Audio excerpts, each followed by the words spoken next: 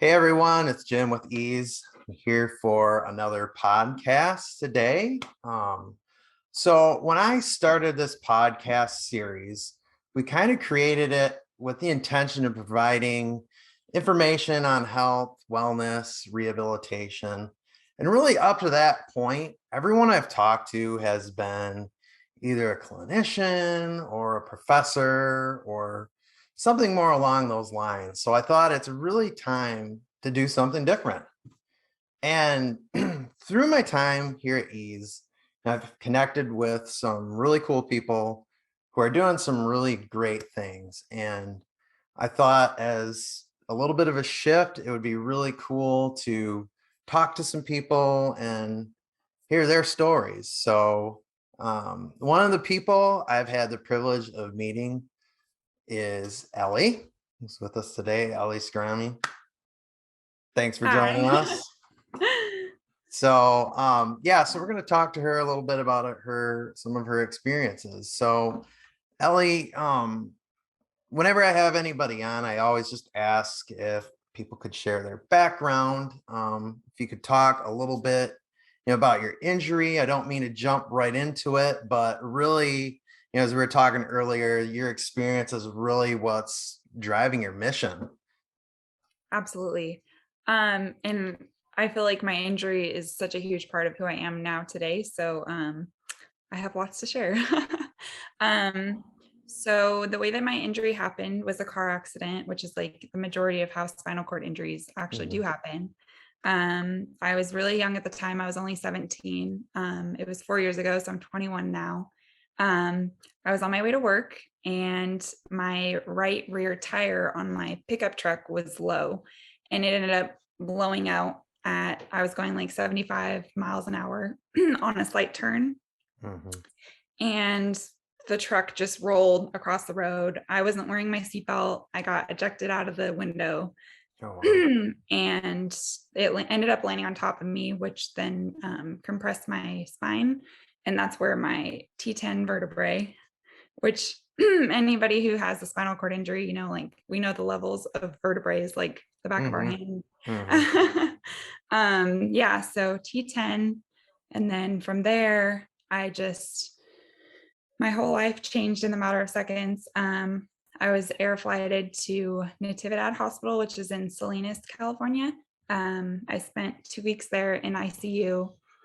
Um, the first couple hours, we went back and forth on if I was even going to make it, which was really hard on my friends and family. But I'm just like so thankful to be here today because, everybody who was on the rescue crew was like, she shouldn't have survived because it was really gnarly.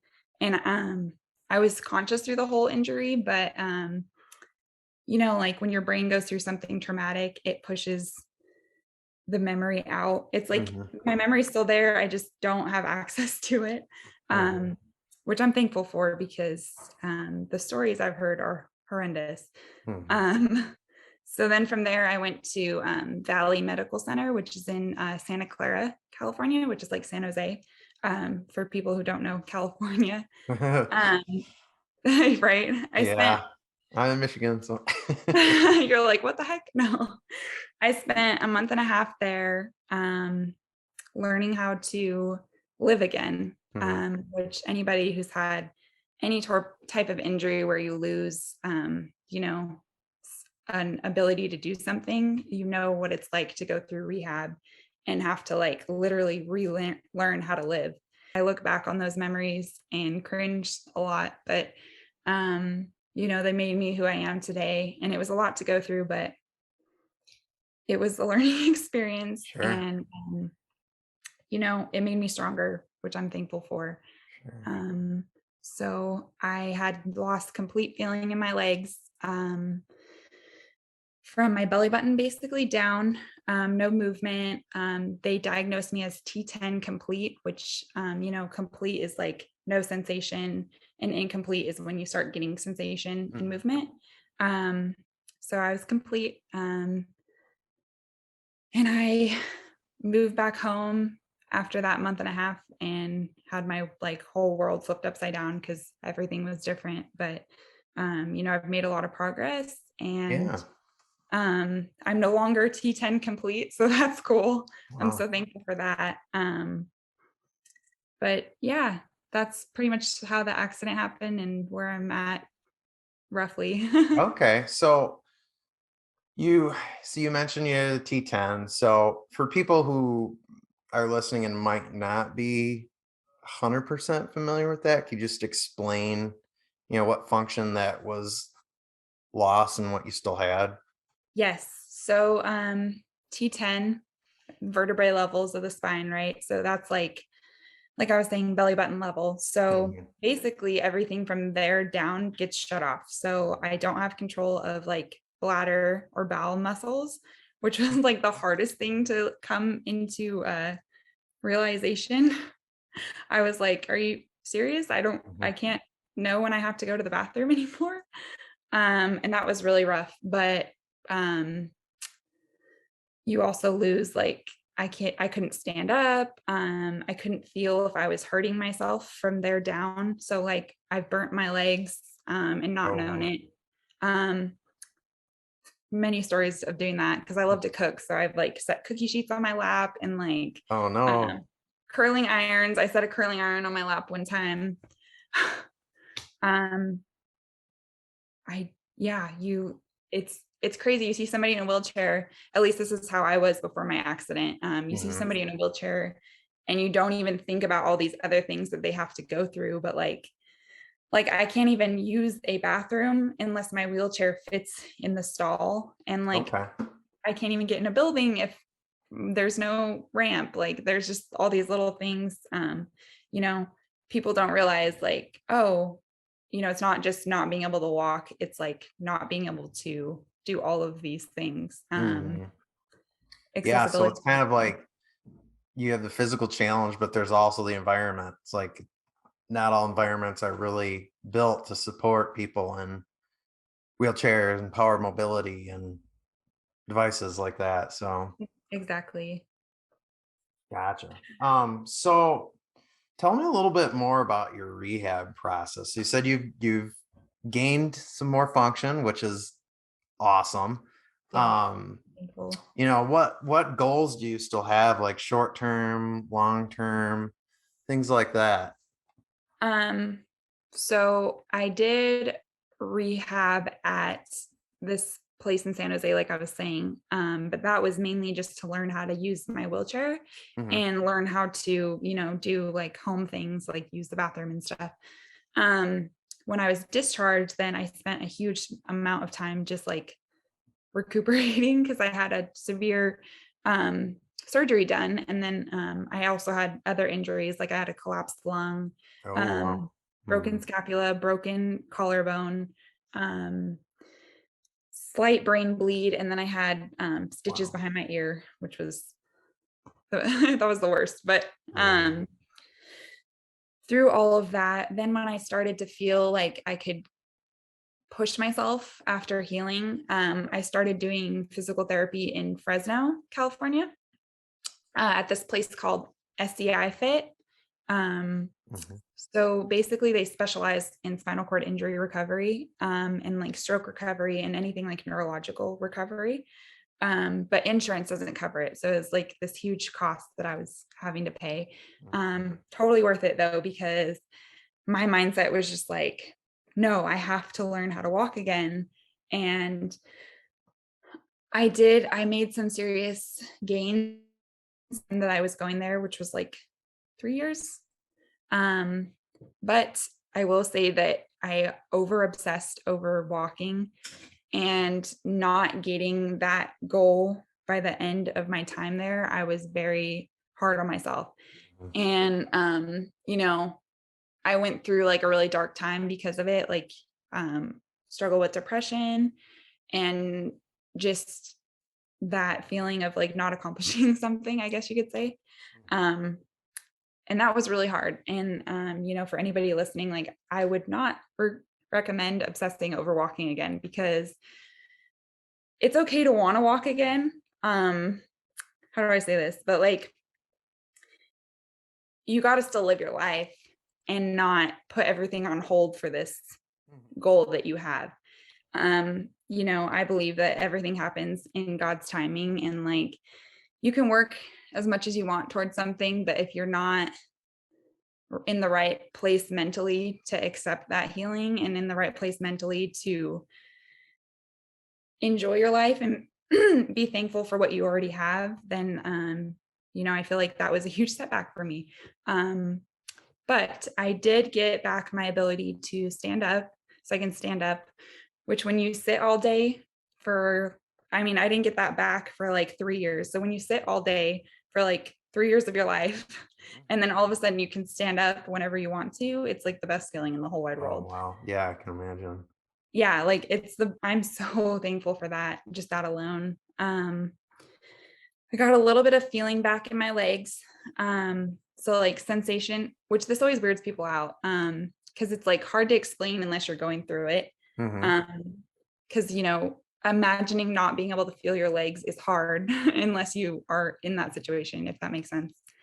Um, I can't feel like sensation linked to the touch in my legs, but if I like prod my muscles, I can feel it. And then Okay. like I can feel my muscles contract. Okay. So it's kind of like Yeah. a deep touch you can feel, like deep Yes, pressure type thing. Okay. exactly. So I'm thankful for all of that. I have a little bit of wiggle in my toes, which is like a huge thing for recovery, is like being able to connect to your furthest extremity. Mm-hmm. Um, and then as far as walking goes, if I don't have leg braces on for a foot drop, I cannot walk forwards. I can Okay. walk backwards all day long, but I cannot walk forwards. Um, and then as far as like my goals right now, I was actually living part-time in Fresno doing physical therapy because it's like 3 hours from where my home is. Okay. Um, That's a drive. and yeah, when I moved back home, I wasn't giving up whatsoever. It was just like I felt like I had outgrown where I was going. And I'm the kind of person where I like to really, really push myself. So like having a facility where they are very extra about making sure you don't fall and stuff. I Yeah. needed that extra like push to be like, okay, no, I need to fall a few times to like get that connection to like, like your body makes the greatest connections when you're like on the verge of failing. So like Mm-hmm. when you're struggling and like trying everything you can not to fall, that's when your body's making those good like neuron connections. Okay. Um, so anyways, I got home and I was like, I'm not giving up. And my husband actually built me parallel bars for home, which I'm super thankful for. And I was like, I'm not giving up, but I'm not going to obsess over this anymore. So I work every day towards recovery. Um, my short term goals are just being able to pick up my feet enough to take steps. Mm-hmm. Um, I would do anything to be able to put my wheelchair in the back of my car and take like those 10 steps to get in the front of my car, because the damage that wheelchairs do to the inside of vehicles is horrendous. Mm. Okay. Um, and I'm a clean freak. So like when it's raining and muddy, I cannot stand the fact that I have to take my wheels off and put them inside my car. Okay. Yeah. So that's like something I've been working towards the last like 2 months, is being able to walk to the back of my car with a walker. Mm-hmm. Um, and then walk back to the front of my car, if that makes sense. Yeah. Yeah. So it's a work in progress, but I know I'll get there. Yeah, the muddy. It's funny you mentioned the muddy wheels because probably something people don't normally think of, but that's probably just something you encounter all the time, and it's again Yes. not many people think about it. So Yes, one of the exactly. particular challenges you have. So I know I've mentioned 1,000 times I'm an occupational therapist, and after an injury, a lot of time, PTOT, everybody sees them. And what we do is we help people figure out, ways to adapt and do things differently. So I'm curious, since your injury, what some of the things you've done to adapt or do differently. I know you're mentioning kind of how you work on your cars, so I'm sure you've come up with a little system for that, I'm gonna guess. Yes. Um, there's a lot of adaptations in my life because of the lifestyle that I live. Hmm. I refuse to be inactive. Um, so the first thing that came to my mind is my four-wheeler. Um, the first time I will do anything to get out of my wheelchair. So my first time riding a four-wheeler, all we had was a where the shifter was on the like by your foot. Okay. And Yep. have you ever ridden a four-wheeler Yeah. where you have to like shift up with your foot? Well, Hmm. I didn't have that ability to do that. So Sure. I was bending over and having to pull it with my hand. And that wasn't very safe. So then we got a bike that has electric shift, so I can shift with my hand, Nice. which is a really popular thing actually, but it's like the greatest thing for me because it gives me like that much more freedom. Hmm. And then I actually restored this old, like, it was like a little trailer that I can fit on the back of my bike. So if I'm going somewhere, I can put my wheelchair on the trailer and then so I can transfer onto the bike and then I can just grab my wheelchair and put it in the trailer. So then I can like go anywhere. It's the Okay. greatest thing ever. That's cool. I'm trying to think. Well, when I was discharged from the hospital, my now husband, then boyfriend, he picked me up in his lifted Duramax. And we were like, the occupational therapist at the rehab center was like, we're going to figure this out because I couldn't just like get in it, you know? Yeah. Yeah. Um, so we had this like pulley system where I would like, we'd loop this like this piece of fabric that they use to help me stretch my legs in therapy. We Hmm. looped that through like the handle that you grab to like get in the truck and figured out that if we put my feet first, then I could use that to like lift myself in completely. Awesome. Yeah.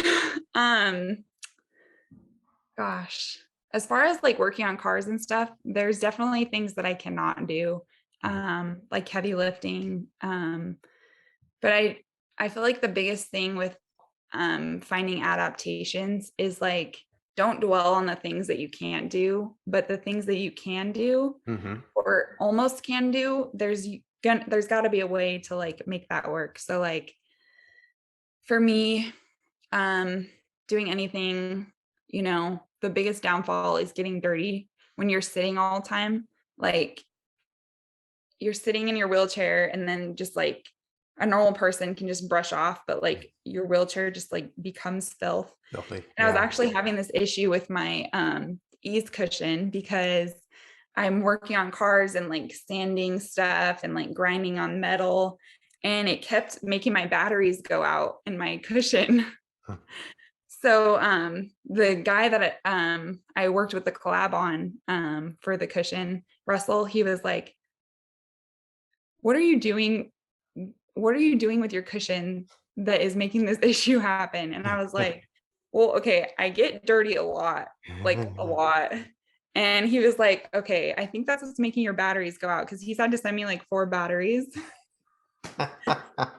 And so I was like, oh man, well, for a while I thought my cushion, there was something wrong with my cushion, and that ended up not being the case. So he's like, he recommended to me to take the battery and like tuck it under my cushion. And Mhm. that has like been life changing. Awesome. Um, but yeah, I'd say like for me, and I started like, if I'm doing something super dirty, I'll put like a towel over my lap. When you're in a wheelchair, you have to like fight for your own freedom. Nobody else is really, unless you have somebody who's really caring and thoughtful, but it's hard for people to understand what adaptations you actually need because there's like hundreds of little things that we wheelchair users go through that people don't even like think about. Mhm. Like um anytime I'm working on vehicles or anything, I have to be level because having to like put my brakes on and then like hold like a grinder or like a drill or something and Mhm. then like take my brake off and like move a little bit while still holding a tool, like that's like a huge inconvenience. So working on a flat surface, it's stupid things like that. If I had all the money in the world, I would get a shop with a lift in it because that would make my life so much easier. Mhm. Getting on the ground on like a creeper, things get weird. Because I can't like push my legs to move. So I have to like use my arms to like drag myself around. I gotcha. There's just a bunch of little things. Sure. So, I guess, let's transition a little bit. I've been reading about your experiences like post-injury, and as strange as it sounds, if we want to say, your situations brought a lot of opportunities. You Absolutely. could share just a little bit about that. That'd be awesome. Yeah. I feel like people, I don't know what it is about the disabled community, but people find a lot of us inspiring. Hmm. And like I see posts on social media where people are like, I'm so tired of being called inspirational just because I'm in a wheelchair. And I get that. But at the same time, I feel like we're put through experiences as humans to be able to relate to other people and show like a little ray of sunshine to somebody who may not have the same hope that you have, or. Hmm. So I feel like, I was put through this for a reason. And I had this opportunity come up back in, I want to say it was 2019. I was still struggling pretty bad with coming to terms with what had happened to me. Hmm. And a friend reached out to me because I've always been like, I grew up a horse girl. Riding horses was my whole life before my accident. And I've kind of taken a step back from it now because it's super dangerous when you don't have any movement in your legs Yeah, I or imagine. minimal movement in your legs. Hmm. But it was still such a huge piece of who I was. So my friend brought up this competition, which was it was a rodeo queen competition, which normally involves lots of horseback riding and um, it's very glamorous. It's like the glamorous side of rodeo. Um, you're you're put in a position to basically like represent a rodeo in a good way and be like the poster child for a rodeo Okay. essentially. It's really cool and it's a lot of fun. So my friend brought it up to me and was like, you should try this competition. And I was like, mm, no, like what the heck, how am I going to do that? And she was like, well, there's no horseback riding portion of it, so you don't have to worry about like looking good on a horse, because God knows that would not happen right now. And I was like, man, I don't know. She's like, I really think you should do it. So I did it and I ended up getting in the top 10. So then we all met in Vegas for the national finals rodeo. Hmm. And we finished the competition there, which was December of 2019. And I ended up winning, which was just like, it blew my mind because I did not think that I had that in me. Hmm. Um, and just the experience that it gave me, the connections that I made while I was doing that alone. Like I had this, we had this speaker come in and speak to all of us girls that were competing. There was 10 of us. And he picked me out of the crowd and was like, because we were like sitting in a group of probably like 50 people. And he pulled me out and was like, I just have this like premonition that you are going to help people. And then he said he sees me writing in my future, like writing like a book or something, which has always been a huge part of my life. Which actually led me to starting my blog because I was Sure. like, I did writing competitions as a kid, and Hmm. I've always loved writing. Um, and then I had that moment happen. I was like, okay, this isn't just me. Like, there's something out in the universe that is saying this is what I need to be doing. Hmm. And that was just like a crazy experience for me. And then getting to meet all these other people that were just so inspired by my story and what I had been through and what I wasn't letting stop me. And at the time, I was in such a bad place mentally, I felt, but still being able to make an impact on people's lives positively. I was like, wow, you know, having that, I feel like you should always, how do I say this? Like we were put on this world for a purpose. And until you're doing what you were made to be doing, you're not going to feel that gratification of life. And Mhm. like in that moment, I was like, wow, this situation really sucks. Like being in a wheelchair, I would not recommend that to anybody. But being able to positively impact people and like use my struggles to bring goodness into somebody else's life and use my experiences to help somebody, that is makes it all worth it. Mhm. So w- reaching all of these people when I was in Vegas, and then I had a whole year of having the title of Miss Rodeo for a reason. Um, I was able to just talk to so many people and share my story countless times. And then I went to the NFR again in 2020.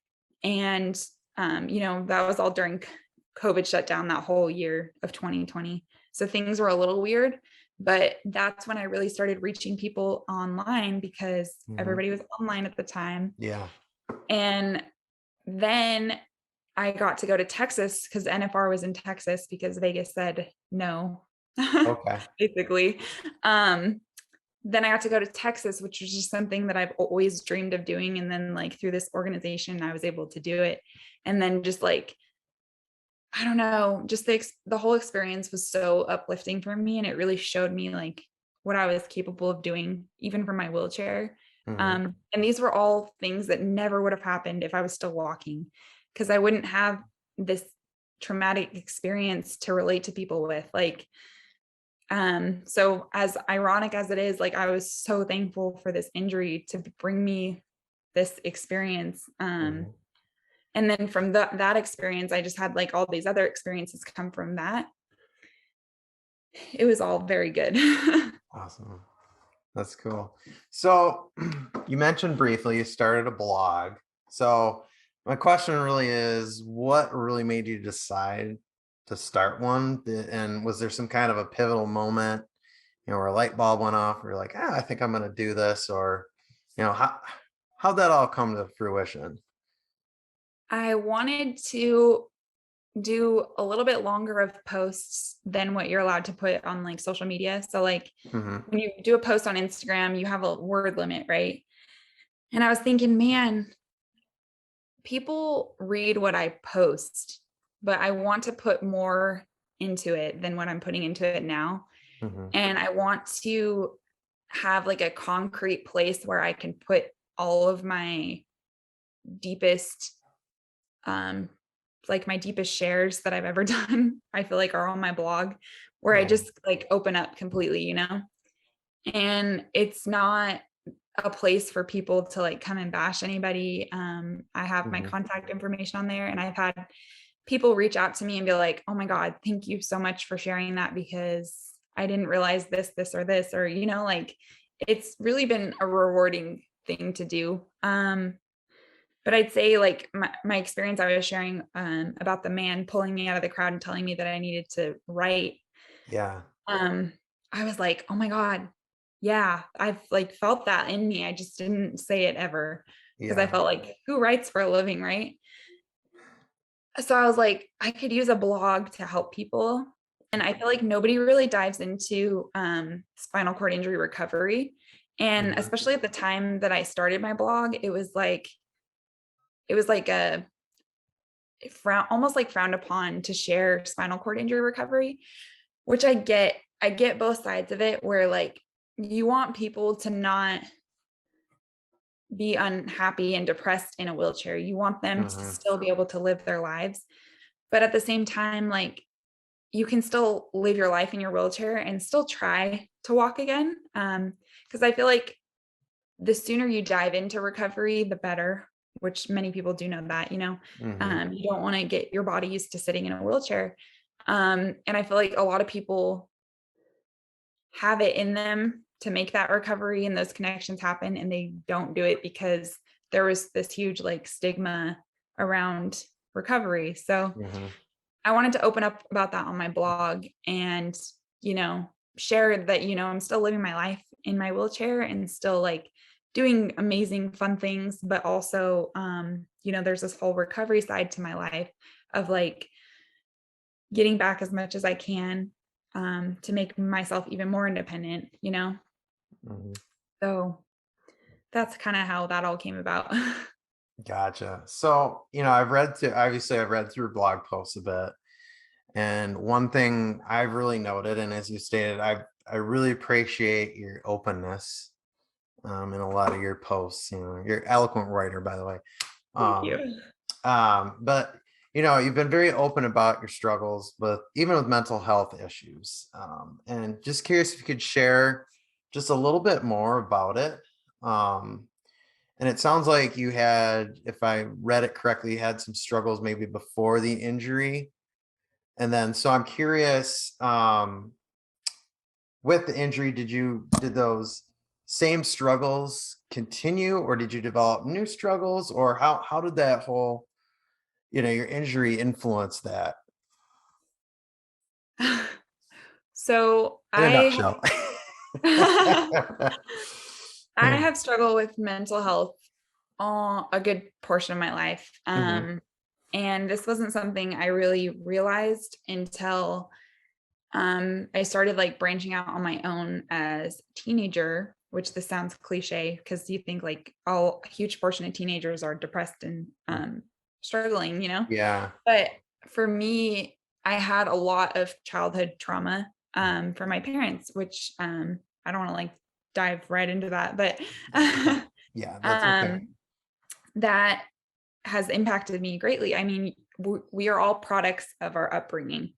And I had all of these little things that I would do based off of reactions, survival reactions from how my parents were. And I'm not saying that I had a horrible, horrible childhood. I just was around a lot of bad parenting um, and a lot of like narcissistic behavior, um, which it makes me sad when I see others going through that. So Hmm.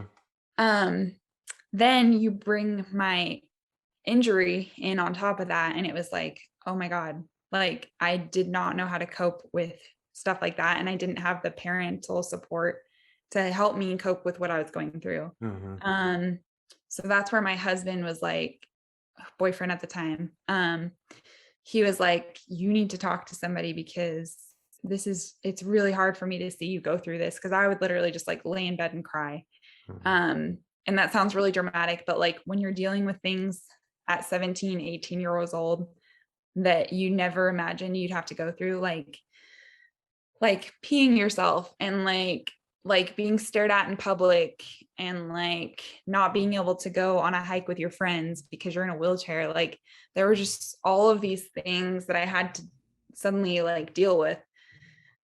So it was literally like I remember one day, it was the weekend, so my husband was home and he was outside doing things and I was just having the worst day and I was just laying in bed sobbing. And I was like, what am I doing with my life? I actually I'd say that I was able to kind of self-help myself, just because I was so hard on myself at the time. I was like, no, I'm not going to let myself be this unhappy. And I was able to kind of put a band-aid on my depression for a little bit. But then um, I started going through some more stuff with my life and my parents, and it put me over the edge. So I reached out to a counselor, and that was like life changing for me. Learning how to process what I had been through as a kid and learn how to like it kind of comes back to spinal cord injury recovery where you're like rewiring your brain. I had to like rewire the way that I was raised and the way that I react to things. It was a lot to go through, and like I'm still going through it. You Hmm. know, I don't want, which I feel like sometimes I do put on the impression on social media that like my life is great now, but I still struggle. I'm still human and I'll probably struggle for the rest of my life. Hmm. Just like everybody, we all have our things that we're going through. But I'd say that going to therapy was like a huge breaking point for me. Hmm. And they call it cognitive behavioral therapy, where you're like working on changing your habits, and like, instead of, because I always said like I'd feel myself spiraling downwards, like I could feel that negativity just like consume me, and I just like get darker and darker. So I learned how to like go backwards on that and just like bring myself up, and like I'm so thankful for how far I've come on that, and just like Mhm. waking up in the morning and not like dreading getting in my wheelchair because I just didn't want to make it through the day. Now I'm like, okay, I have this beautiful life, and finding things to be thankful for, and then finding things that genuinely make me happy. It's been a lot better. Awesome. All right. So Ellie,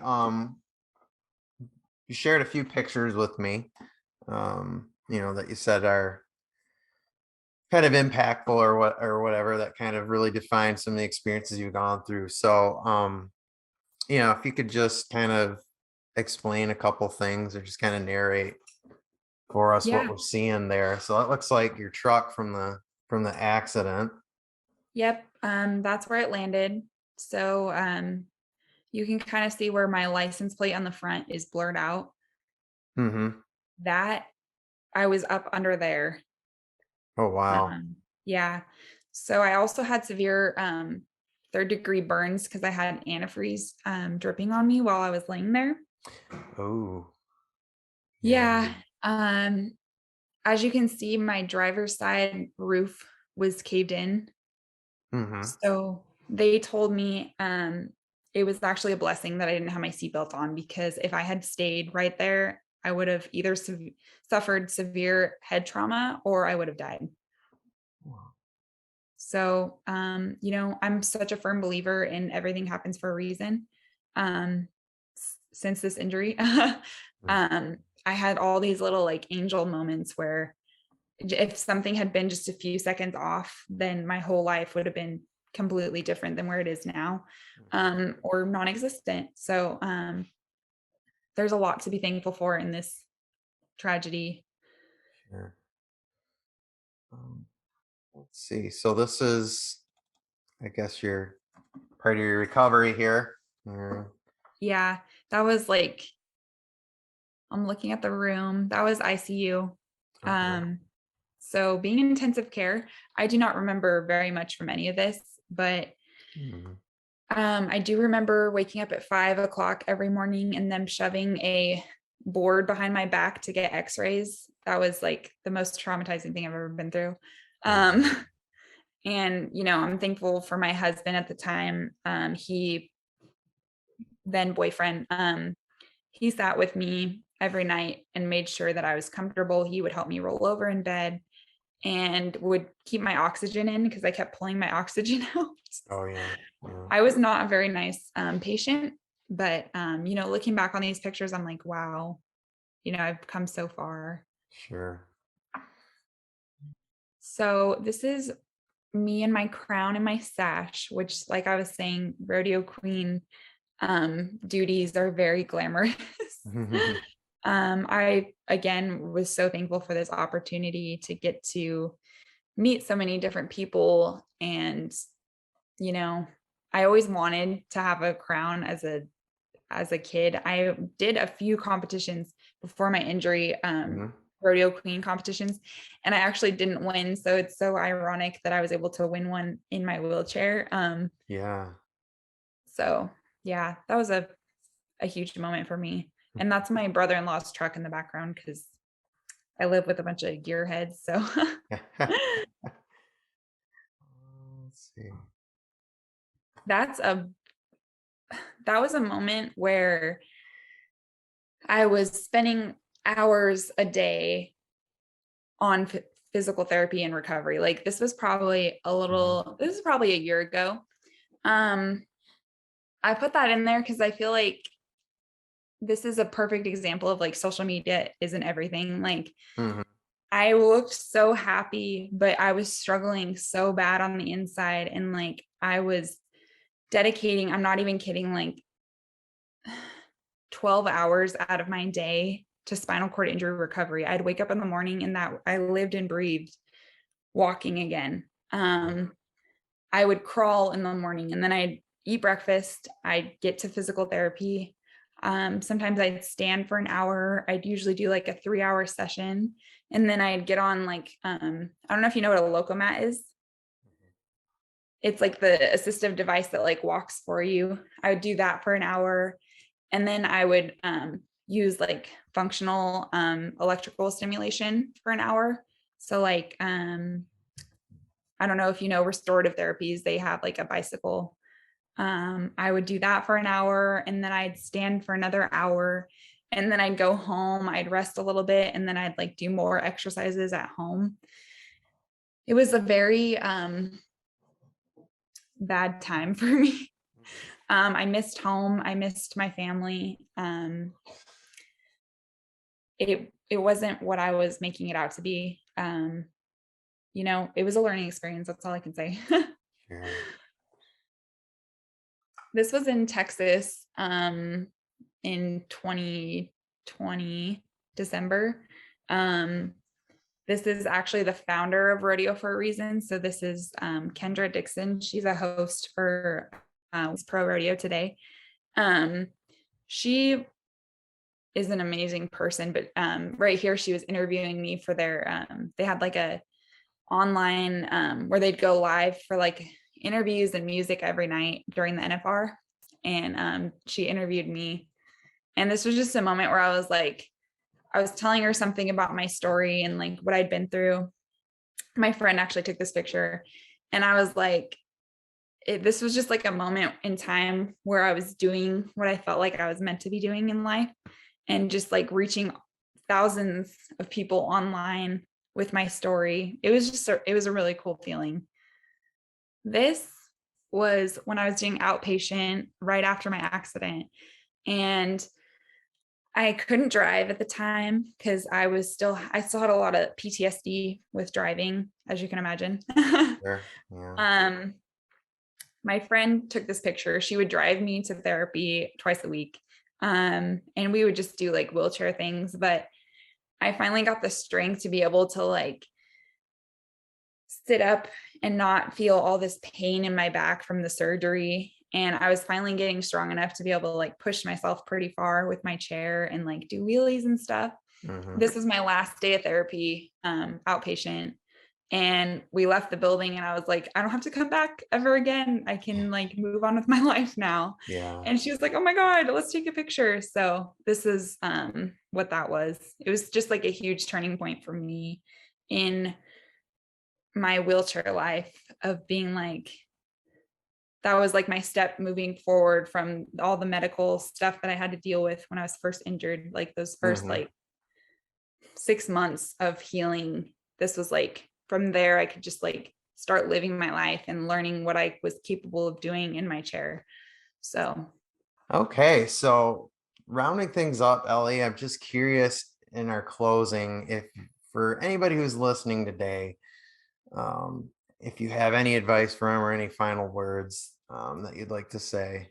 Yeah. So I would say my one big motto in life that has gotten me through so many dark moments recently and the past couple years is perspective is everything. So in life, when you're having a dark moment and you just like can't get your head out of your body, like when you're just overthinking things and you're just in that bad moment, the thing that I always do is, first of all, take a deep breath, because breathing is magical.